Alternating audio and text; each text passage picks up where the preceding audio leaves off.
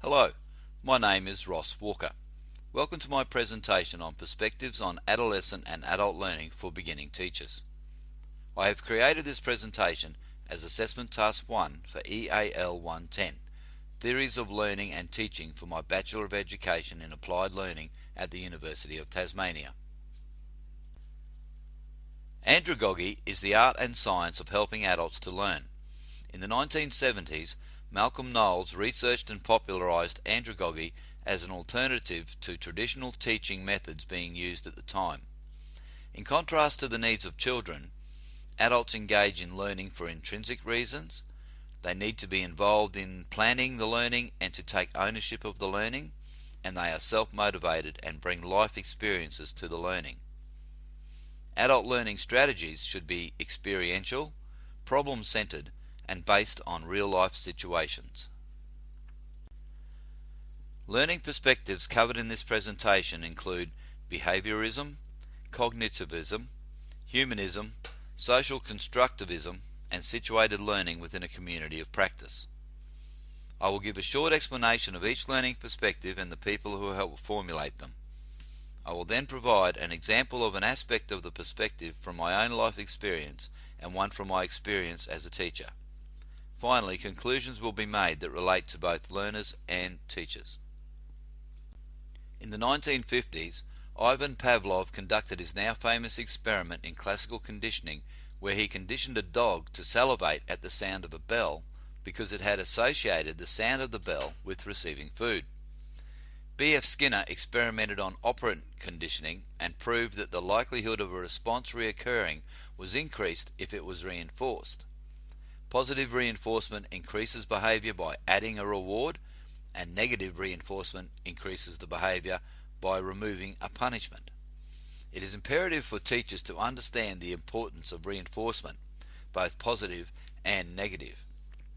Behavioral learning strategies are planned with predefined outcomes where changes in behavior can be observed, such as the change in attitude or the acquisition of a new skill. Consider the implications of this slide. It shows how people's behavior can be modified without them being aware of it.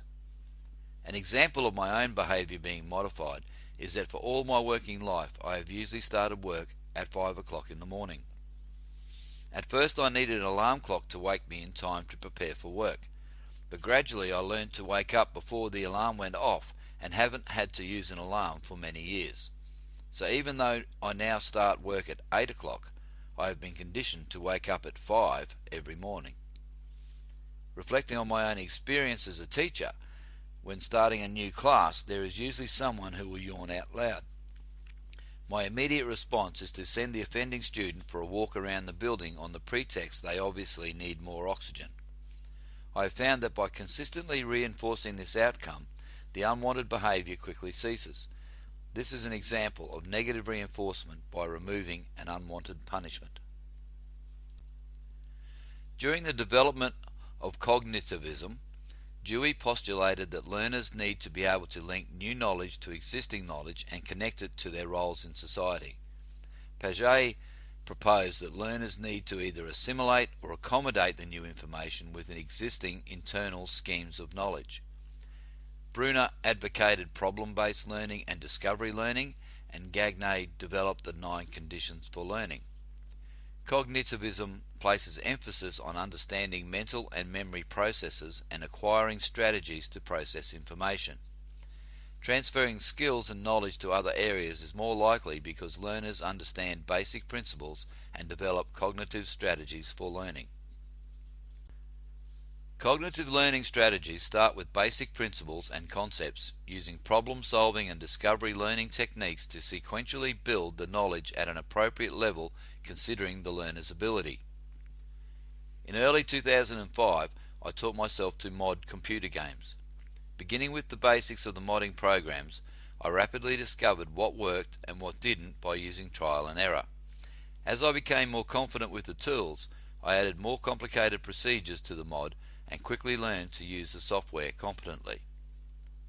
Discovery learning is also a regular strategy I use when teaching.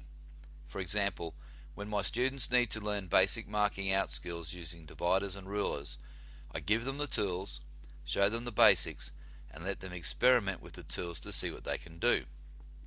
I encourage and guide my students to try new things, and they quickly learn the uses of the tools.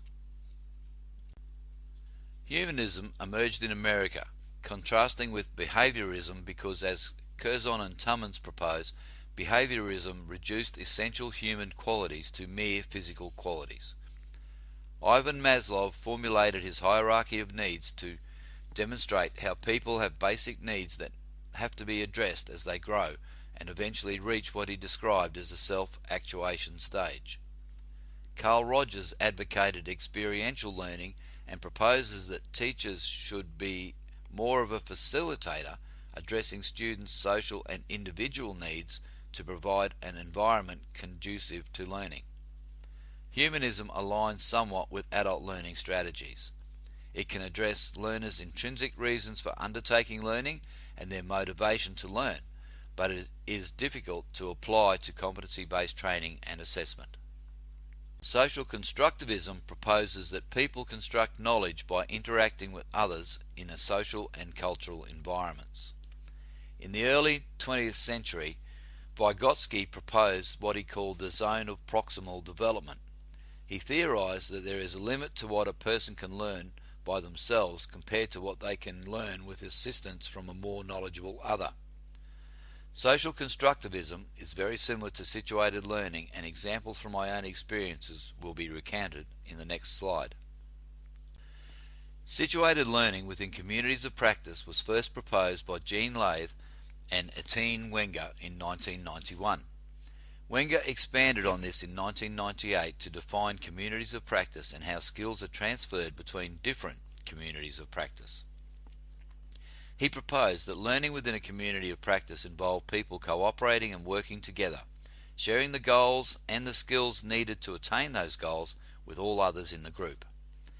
This is similar to how I learned my trade as an apprentice fitter and turner in the 1980s. As an apprentice, I worked in a workshop with tradesmen and many other apprentices of all levels. When learning how to use the machines, I was encouraged to watch and ask questions of the higher skilled guys as they worked. Tradesmen and other apprentices were always approachable and willing to share their knowledge freely during work time and also in social settings. I use a similar strategy with my students. I encourage working together and knowledge sharing between my apprentices at every stage. The more competent show the less able, and everyone has a chance to ask questions without fear. There is no such thing as a stupid question. So, let's put it all together. It is essential that teachers have a good theoretical knowledge of a wide range of learning theories. But having the theoretical knowledge is not enough.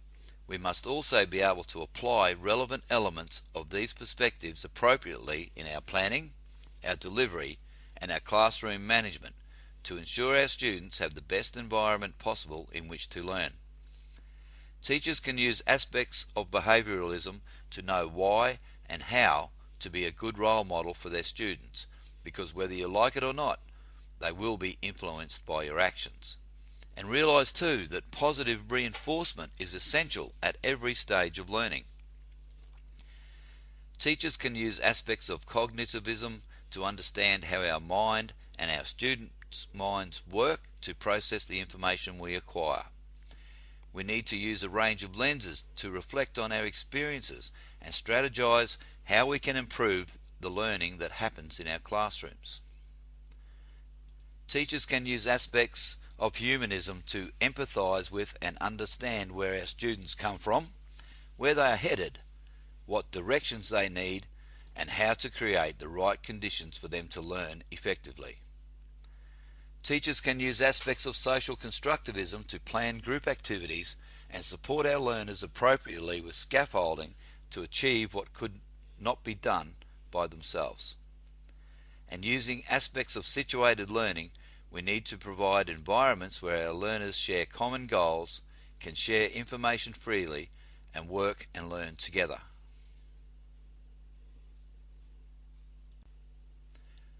I hope you enjoyed this presentation, and thank you for watching.